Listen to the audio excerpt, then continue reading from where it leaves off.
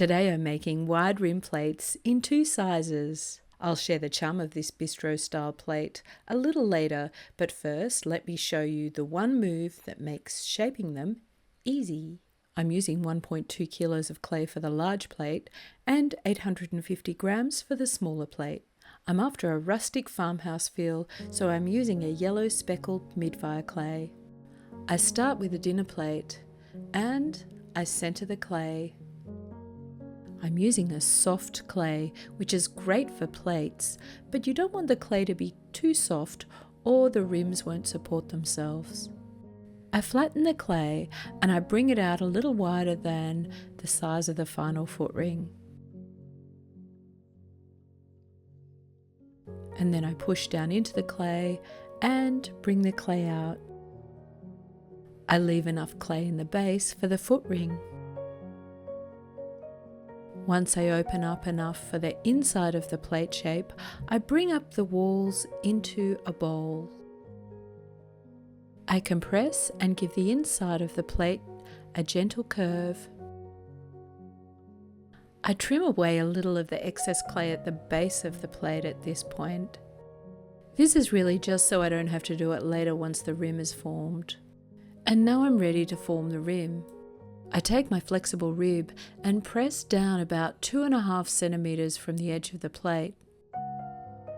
I'm holding the rib in one hand and my other hand is supporting under the rim of the plate.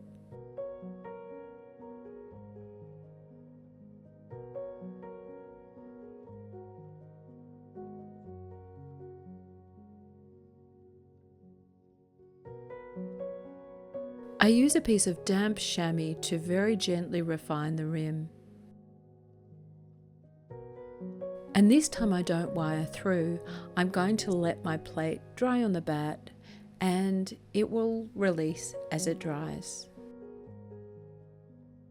Now, I'll speed through the smaller plate and I'll talk a little about whether to wire through or not. One of the issues with leaving plates on a bat to dry is that if you don't have control over your environment, your plates can dry out too much once they release.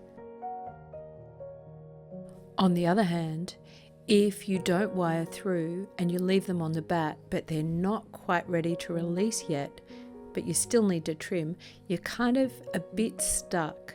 Really hard to get plates off a bat at that point. So if it's a little difficult for me to control the drying, I will generally wire through. The other thing about not wiring through is that my bats are getting a little bit old, and so as the clay releases, it actually removes a little bit of the melamine in my bat. I'll trim this off as I trim my foot ring. So I've flipped and centered my plate and I fasten it with some lugs of clay.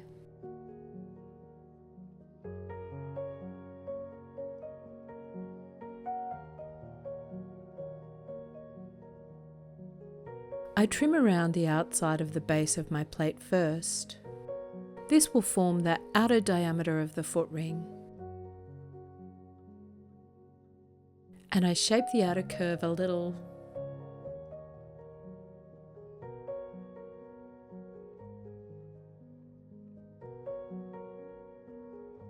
I check the thickness of the base by gently tapping with my trimming tool.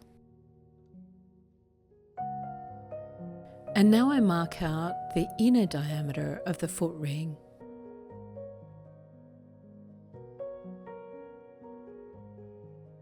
So now I trim away the clay inside the foot ring.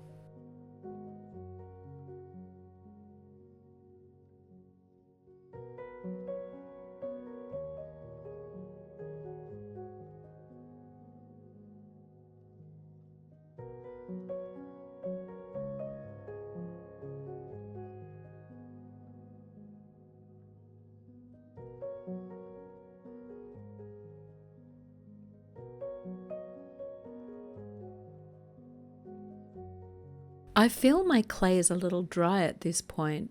That is, the clay is being cut in very fine shavings. So I hold a sponge in one hand against the base as I trim with the other.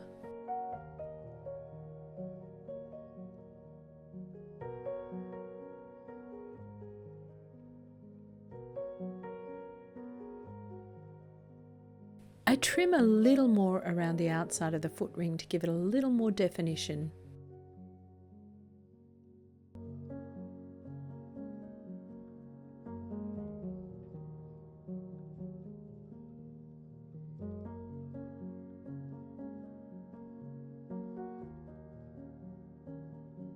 I sponge,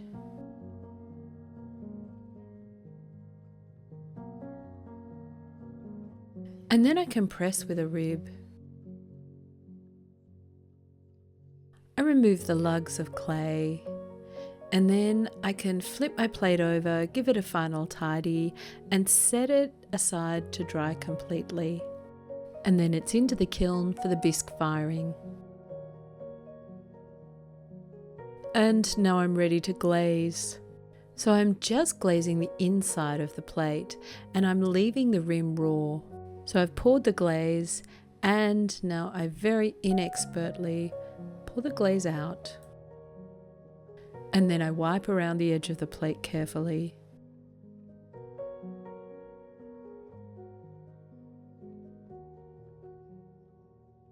Okay, now let's see if I can glaze the smaller plate without making a mess. That's a little better.